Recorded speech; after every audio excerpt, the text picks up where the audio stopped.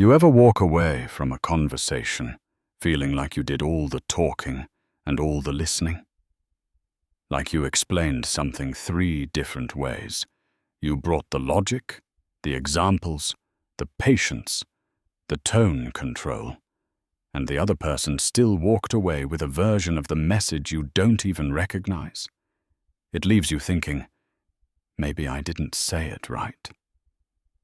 Maybe I wasn't clear enough. Maybe I need to try again, but softer, slower, sharper. But here's the twist. What if clarity was never the issue? What if the problem wasn't that they didn't hear you, but that they heard a different narrator entirely? Like your words entered their mind and hit a translator that wasn't built for accuracy. It was built for protection. Protection of their ego, their assumptions, their internal storyline. So the message you sent isn't the message they received. And the more you repeat yourself, the more you realize. You're not updating their understanding. You're challenging their identity. And some people will defend their inner version of reality, like it's the director's cut of a movie you've never seen. Carl Jung said, "Everything that irritates us about others can lead us to an understanding of ourselves." And if you've ever felt the slow burn of talking to someone who only listens to themselves, Jung would tell you, don't just analyze their filters. Analyze the part of you that thought your words could pass through them unchanged. Because some people don't listen to absorb. They listen to respond, reinterpret, and return. They're not having a conversation with you. They're having a conversation through you. And once you really see this, you'll never waste energy repeating yourself to the wrong mind again. So let's talk about that moment when you realize the issue isn't vocabulary, volume, or delivery. It's reception. You're not dealing with a bad signal. You're dealing with a person whose internal world edits incoming information before they even know it arrived. And the real exhaustion isn't saying it again. It's watching them confidently walk away, holding a version you never handed them. That's when you stop wondering if you were unclear and start noticing something deeper at play. Carl Jung didn't study conversations, but he studied the machinery behind them, the unconscious ego, the shadow self, the personal lens that shapes how reality is digested. He believed that the mind isn't a neutral observer. It's a meaning-making instrument. Some people don't listen to learn. They listen to preserve. Preserve their self-image, their conclusions, their pre-written script about how things are and what things mean. Jung said, "The most terrifying thing is to accept oneself completely." And here's the link. A person who can't face anything in themselves will struggle to hear anything outside themselves without reshaping it into something less threatening, more familiar, or more flattering. He also said, we cannot change anything until we accept it. So when someone consistently misses your point, they're not failing at listening. They're succeeding at avoidance. Avoidance of perspectives that require them to rethink, reframe, or momentarily dethrone their own internal authority. Jung described the ego as a small island in a vast unconscious sea, which is why he said, the ego is not master in its own house, meaning people often believe they are choosing their thoughts, when really their thoughts are choosing them. Their perceptions are shaped by unseen forces, past experiences, personal narratives, blind spots, defense mechanisms, the very parts of themselves they haven't met consciously. So when you speak, your words don't enter an empty room. They enter a room already furnished with assumptions. You're not heard. You're interpreted. You're not met. You're processed. And sometimes the person across from you is listening less to your message and more to the echo it creates inside their own psyche. And once you understand that, the game shifts. You stop repeating yourself for clarity and start recognizing the psychology of the listener. Because insight isn't just knowing what you said, it's finally seeing why it couldn't land where you sent it. And this is where it gets interesting. Because once you stop chasing the illusion of being understood, you start noticing how you're being reflected instead of received. It's like speaking into someone's mind and watching the message curve back toward you wearing a disguise stitched from their own assumptions. You're not communicating anymore. You're observing a psychological phenomenon in real time. And when you finally see it, you can't unsee it. Some people aren't listening to you. They're listening at you. Their mind works like a mirror that doesn't absorb light. It bends it. So instead of hearing your meaning, they hear their own interpretation projected back at them, using your voice as the delivery system. It's not malicious, it's mechanical. Their identity doesn't ask, what is being said? It asks, how does this fit the story I already believe about myself and the world? Jung said, thinking is difficult, that's why most people judge. And judgment, in this case, happens before listening even begins. Their brain skips the listening stage and jumps straight to sorting, labeling, and fitting your words into their internal architecture. So when you offer nuance, they translate it into simplicity. When you offer feedback, they rewrite it into intention. When you offer information, they convert it into confirmation.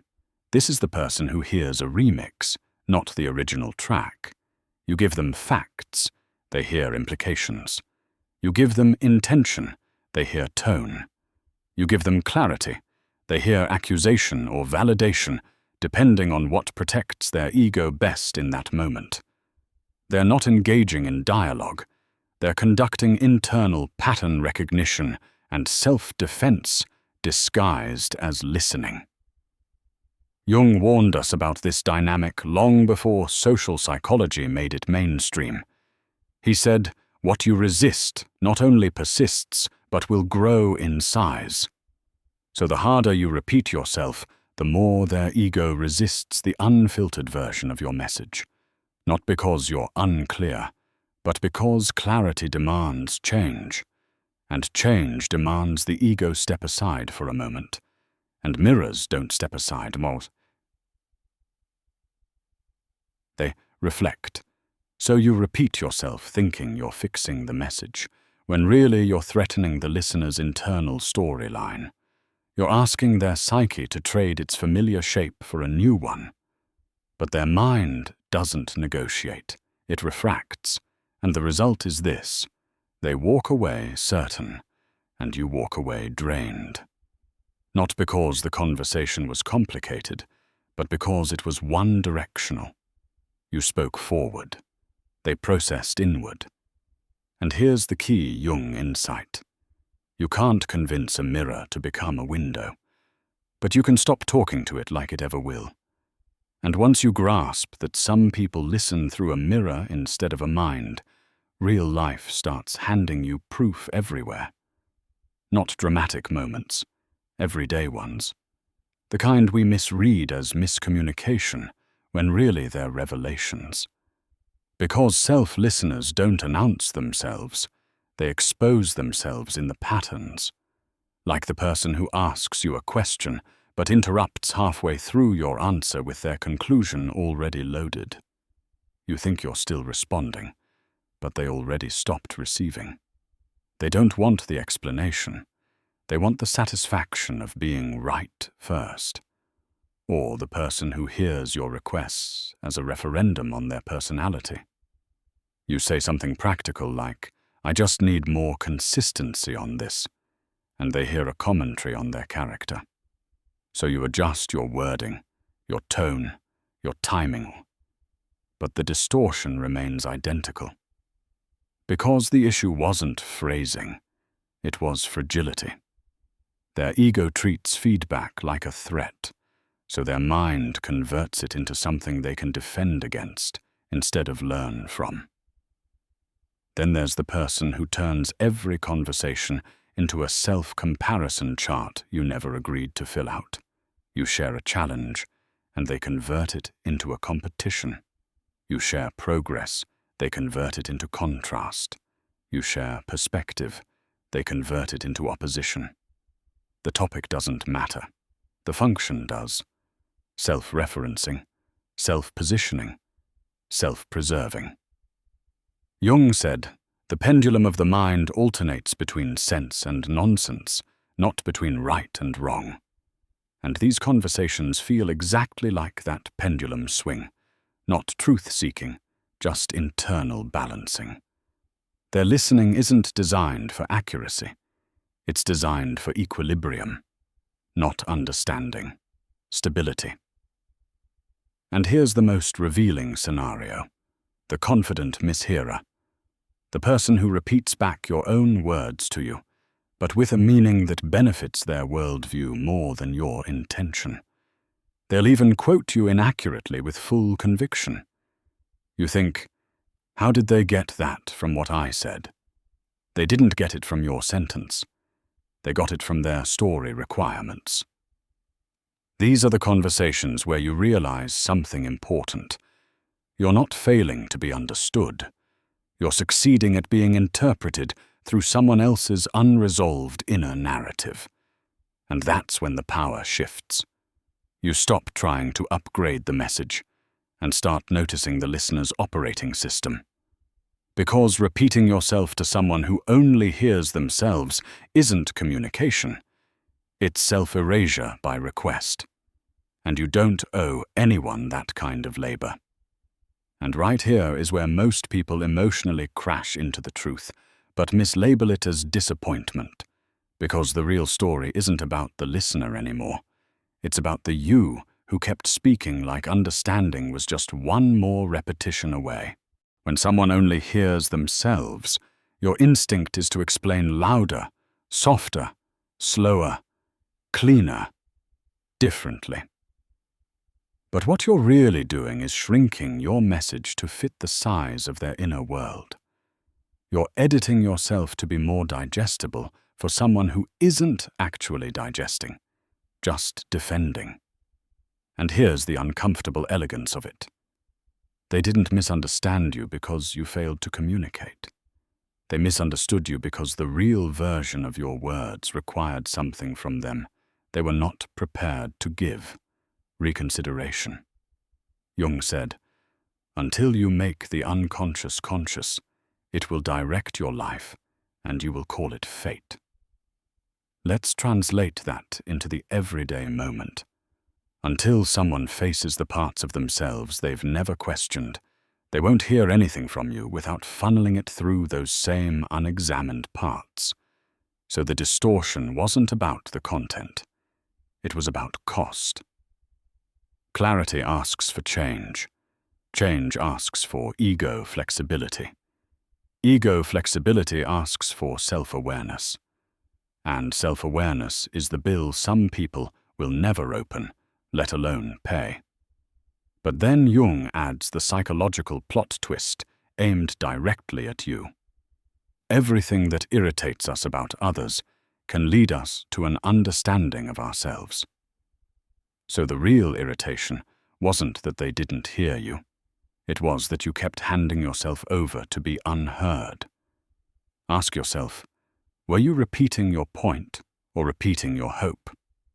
Were you trying to be clearer or trying to be finally validated as real, visible, understood, and intact? Because those are two very different motives wearing the same sentence. Jung also said, knowing your own darkness is the best method for dealing with the darkness of other people. And here's the shadow moment for you. Sometimes you repeat yourself, not because the other person is confused, but because you're resisting the idea that they're exactly who they keep proving themselves to be. And that resistance drains more energy than the conversation itself ever did.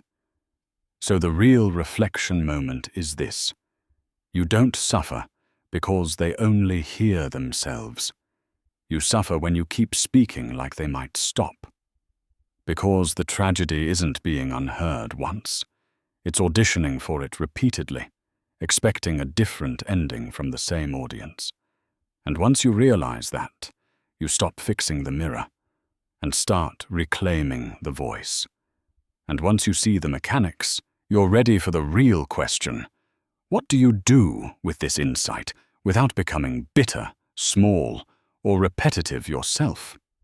Because understanding the psychology is step 1.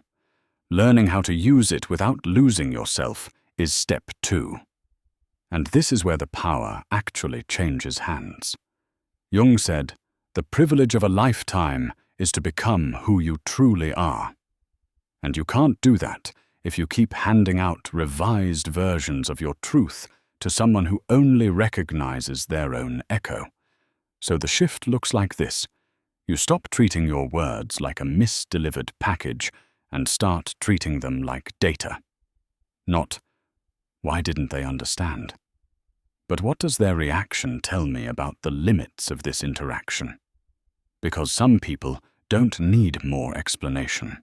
They need more distance. So instead of repeating the point, you change the strategy. You say it once, clearly, and then you watch. Not to fix it, not to soften it, not to translate it into something safer, but to see what their mind does with it when you stop assisting the distortion. Sometimes the power shift means changing the delivery format. Shorter, factual, unemotional, unarguable, simple. Not to make them understand, but to make the distortion harder to manufacture.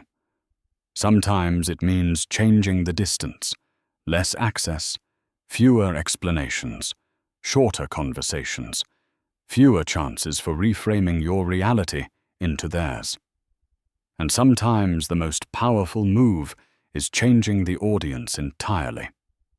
Because Jung also said, loneliness does not come from having no people around you, but from being unable to communicate the things that seem important to you. And you don't fix that by talking more. You fix it by talking to minds that can actually host your meaning without rewriting it for survival. Because here's the ultimate realization.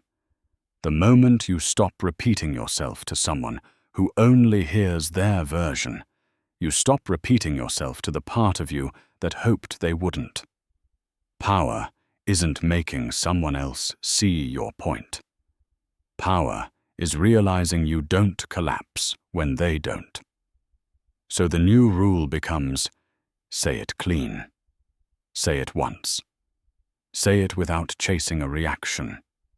Not to change them, but to reveal yourself to yourself again. Because you're not here to convert mirrors into windows. You're here to stop bending your voice to fit the shape of someone else's inner world. And once you stop doing that, you finally hear your own version again. And it sounds a lot stronger when it's not being repeated into a mirror, too. Sometimes the hardest part of these conversations isn't the other person at all. It's realizing how much energy you've been giving away. Repeating yourself, clarifying, justifying, shrinking your message, bending your tone, trimming the edges of your own clarity. You start asking yourself, am I repeating this because I need them to understand? Or because I need to feel understood? And that's a subtle but seismic distinction. Because here's the thing. Self-awareness isn't just noticing your patterns. It's noticing which conversations are worth your energy and which are acting as invisible drains. You might have spent months, years even, trying to make someone see your version, only to discover that the only thing they can see clearly is themselves. And until you admit that to yourself, the cycle keeps repeating. Every explanation, every just one more try, every slower, softer, clearer version of your words is reinforcing the idea that your clarity depends on their reception. And it doesn't. Boundaries are the underrated superpower here. Setting them isn't mean, it isn't cold, It isn't passive-aggressive. It's an acknowledgement that your voice is yours, not theirs to reinterpret. You don't have to meet them where they are. You can meet yourself where you are. And here's the kicker. The moment you accept this, something shifts. The conversation doesn't get easier. The mirror doesn't vanish. But your relationship with the mirror changes. You stop reacting. You stop chasing. You stop shrinking. You don't need them to validate your clarity. You just need to claim it. And now, after all of this, after recognizing the mirror, seeing the patterns, facing the reflection, and reclaiming your voice, you're left with the moment everyone dreads. What do you actually do next? Because the truth is, most of the lessons we've been talking about feel abstract until you face it in a conversation tomorrow, at work, at the coffee table, or even in a casual chat with someone you've trusted for years. It's easy to nod along in theory.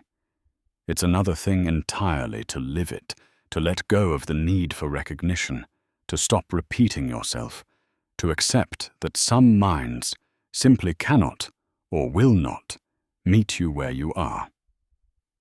So here's the sharp part. Your power doesn't lie in convincing them. It lies in noticing that you've been giving away energy, clarity, and mental space that belongs entirely to you. Every time you repeat yourself to someone who hears only their version, you've been lending them a life-sized mirror and borrowing stress in return. And mirrors don't understand nuance. They don't care about truth. They only reflect what they already contain. Trying to explain, clarify, justify, or defend to someone like that isn't communication. It's a rehearsal of futility.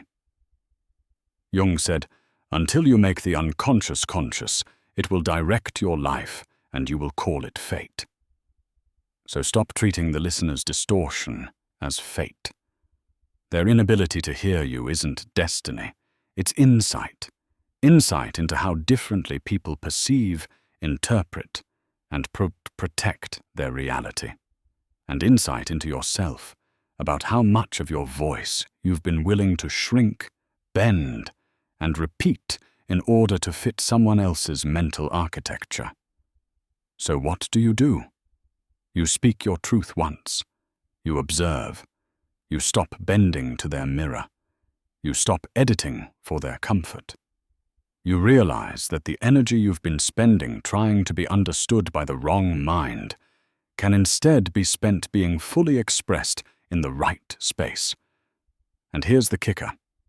The more you accept this, the less the mirror matters.